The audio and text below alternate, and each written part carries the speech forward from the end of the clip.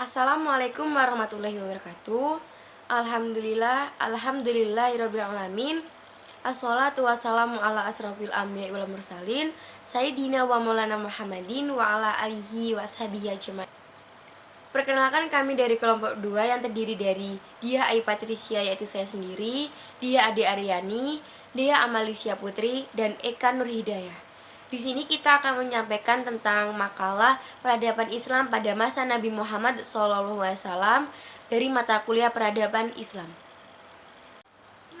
Masa sebelum kenabian, secara esensial, kehadiran Nabi Muhammad SAW pada masyarakat Arab adalah terjadinya kristilisasi pengalaman baru pada dimensi ketuhanan yang mempengaruhi segala aspek kehidupan masyarakat, termasuk hukum-hukum yang digunakan pada masa itu.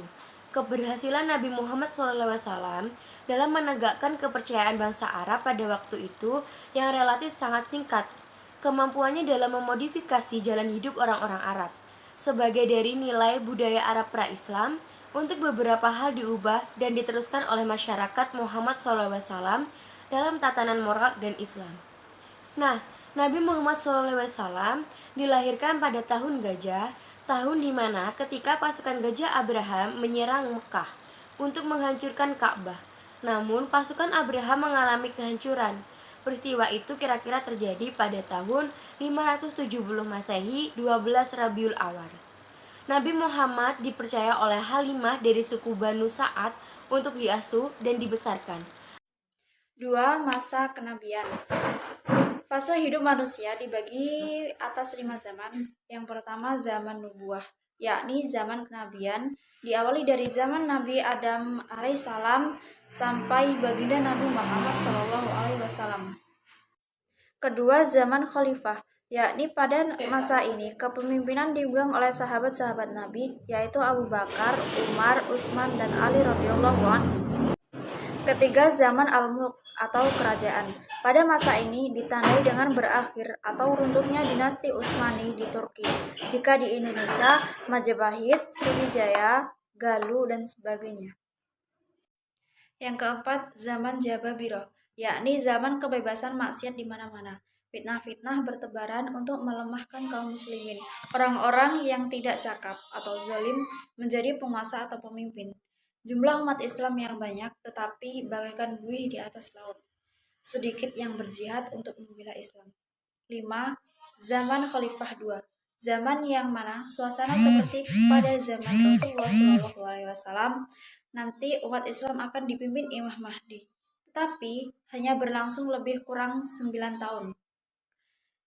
Pada zaman ini pula Dajjal muncul. Nabi Isa alaihissalam juga muncul, ditugaskan untuk membunuh Dajjal dan mengislamkan orang-orang Nasrani. C. Peradaban pada masa Rasulullah SAW. Perbedaan atau kebudayaan pada masa Rasulullah yang paling berpengaruh adalah perubahan sosial saat di Mekah. Kaum muslim tak mampu membentuk sebuah masyarakat Islam karena jumlah mereka yang sangat sedikit. Maka, sejak berada di Madinah, Rasulullah meletakkan asas-asas masyarakat Islam yang sebuah masyarakat yang sejak lama telah ditunggu oleh sejarah. Saat pembangunan Masjid Nabawi, dikisahkan bahwa unta tunggangan Rasulullah berhenti di suatu tempat, maka Rasulullah memerintahkan agar dibuatkannya sebuah masjid. Kaum muslimin melakukan berbagai aktivitasnya di dalam masjid itu, baik beribadah, belajar, memutuskan perkara, berjual beli maupun perayaan-perayaan lainnya, sehingga tempat ini menjadi salah satu faktor yang sukses mempersatukan kesepakatan untuk saling membantu antar kaum muslim dan non-muslim.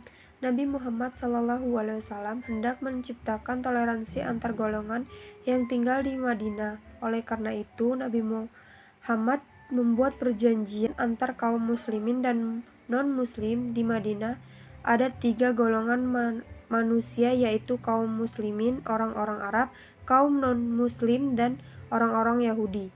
Munawir Syadzali menguraikan bahwa dasar-dasar kenegaraan yang terdapat dalam Piagam Madinah adalah yang pertama, Umat Islam merupakan satu komunitas atau umat meskipun berasal dari suku beragam. Yang kedua, hubungan sesama anggota komunitas Islam dan antara anggota komunitas Islam dengan komunitas-komunitas lain didasarkan atas prinsip-prinsip yaitu A. Bertetangga, B. Saling membantu dalam menghadapi musuh bersama, C. Membela mereka yang dianiaya, D. Saling menasihati, dan E. Menghormati kebebasan beragama. Dakwah Rasulullah Shallallahu Alaihi Wasallam menampakkan Islam kepada orang-orang paling dekat dengan beliau, seperti anggota keluarga dan sahabat-sahabat karib beliau. Selama 3 tahun dakwah masih dilakukan secara sembunyi-sembunyi dan perorangan, hingga turun wahyu yang mengharuskan Rasulullah dakwah kepada kaumnya. Dakwah secara terang-terangan. Rasulullah mulai melakukan penyebaran Islam secara terbuka kepada masyarakat Mekah. Respon yang ia terima sangat keras dan masif. Ini menyebabkan karena ajaran Islam bertentangan budaya dan pola pikir masyarakat Mekah saat itu. Rasulullah dan kaumnya mendapatkan kekerasan tekanan hingga Rasulullah menyuruh kaumnya untuk hijrah dan berdakwah keluar Mekah. Kemudian tahapan dakwah di luar Mekah. Rasulullah menyuruh kaumnya hijrah, sedangkan Rasulullah tetap berada di Mekah untuk berdakwah. Dalam beberapa waktu, sampailah Islam ke penjuru Jazirah Arab hingga ke Madinah. Islam di Madinah disambut baik oleh penduduk. Dakwah berhasil di bumi Yathrib ini. Semua ketentuan Allah membuat Islam semakin bercahaya dan bersinar. Madinah. Pada masa fase Madinah, pelajaran utama dari perjalanan hijrah Rasulullah adalah para sahabatnya, yaitu adanya proses peletakan cikal bakal sebuah identitas peradaban. Hal ini dapat kita lihat dengan dilakukannya 3 langkah sebagai pondasi utama yang kemudian menjadi asas dalam pembentukan prototipe masyarakat Islam. 3 langkah strategisnya yaitu: pertama, membangun masjid; yang kedua, membangun persaudaraan antara Muhajirin dan Ansar sehingga terjadilah takaful ijtimai. Sekian video dari kelompok 2, saya akhiri. Wabillahi taufiq wal hidayah. Wassalamualaikum warahmatullahi wabarakatuh.